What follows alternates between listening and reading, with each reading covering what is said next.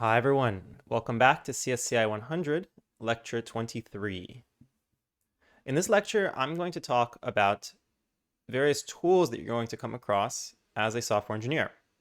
And I call this the software engineering toolkit. Now, the nice thing is, even if you aren't planning on being a software engineer, if you just want to do something technical or work in tech, or just in general, if you're planning to do any programming, all of these tools will be useful to know. You'll come across them for sure. So let's start off talking about Linux. Actually, before we jump into Linux, I have a quick announcement. So in previous lecture, we were talking about interviews and how to prepare for interviews, and some questions came up about how to do interviews. And you all have convinced me to try my hand at Twitch streaming. I've always wanted to try Twitch streaming. This will be my chance. So this is my Twitch channel, twitch.tv/akrenzel. And on there, I plan to live stream myself solving new problems, new interview problems. This is a scary thing to do because these interview problems are hard. It's not just you, if you're running into trouble solving some of them, I will also have trouble solving them. But I want to show you how I approach a brand new problem. So there won't be any prep. I'll just go and pull up some problems online, some interview problems, and talk about how I would approach them and really talk through as if I was in an interview everything that I would be saying. I will post on Piazza before starting to stream, so you can watch out for posts there, but this will be the channel that I do that at. Now, diving into Linux. So first, before I describe what Linux is exactly, what is an operating system? We talked about operating systems much earlier on in the class when we talked about the divide between software and hardware. And so your hardware, you have a keyboard, a monitor, you have USB ports, all of this stuff. And then on the other end, you have software, maybe even software that you've written in this very class, or Python code that you've written that you want to run.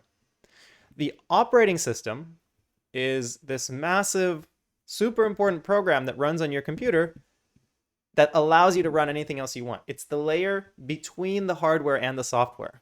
And so the operating system has the code, runs the code that is updating what's on the screen, for example, or taking input from your keyboard, or reading data from the USB port when you plug your phone in and you sync your photos or something to your computer. The operating system is what provides all of these interfaces for you to be able to interact with the physical hardware of the computer. And so, for example, when we did when we worked with images, when you save your image, what's actually happening is you're talking to the operating system, and when you do like image.save, eventually that's telling the operating system that you have this image you want to save, and the operating system actually handles going and like writing ones and zeros into the memory. You use these operating systems all the time. So on our computers, if you have a Mac computer, you're using Mac OS, and there's different versions, Mac OS Monterey or Yosemite, all these different versions.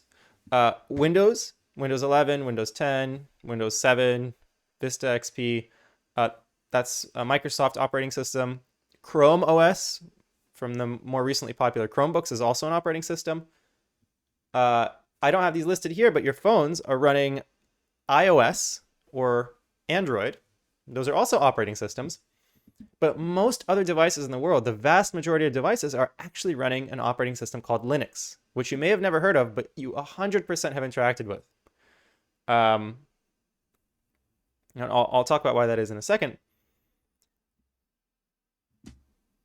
Mac OS, Windows, Chrome OS, Windows, you maybe explicitly know that you have to pay for because you have to buy a license. Mac OS, you can't get unless you buy a Mac laptop, and same thing with Chrome OS. You can't install it on your own computer. You have to buy a Chromebook. Linux is different. Linux is a different kind of software. It's something called open source. Open source means that the code is effectively written by volunteers, and the software is available to be used free of charge.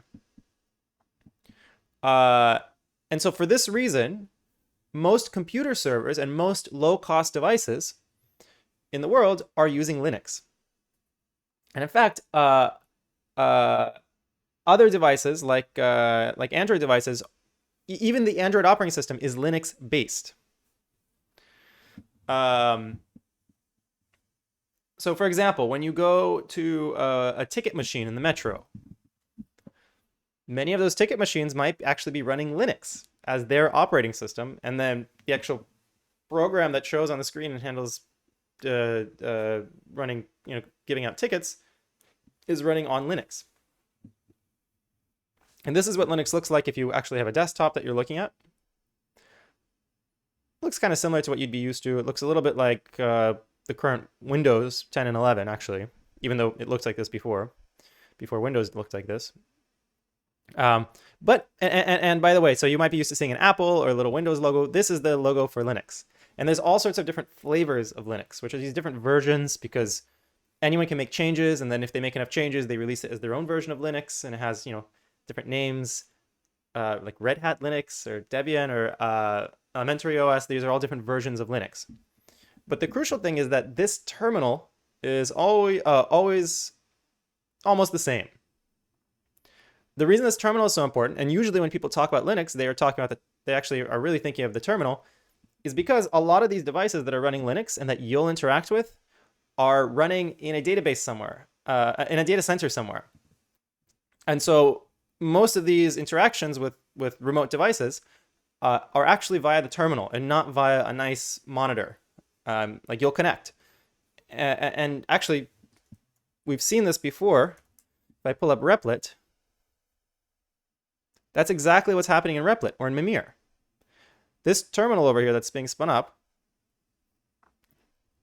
this is a Linux terminal effectively. It is running on a computer in a data center somewhere. So when I type print hello world, what's actually happening is this file main.py is being saved on a computer in a data center somewhere. Maybe it's in Texas or maybe it's in California. Probably it's somewhere where there's cheaper electricity.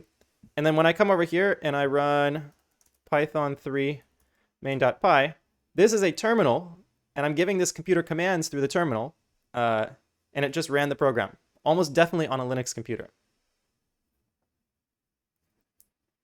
So, therefore, when people say you should know Linux, the most important thing is being familiar with how to use the Linux terminal.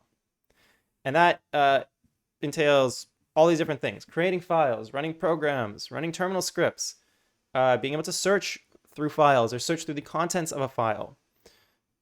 We've actually started already. We learned cd, we learned ls. These are the very beginning commands that you should know.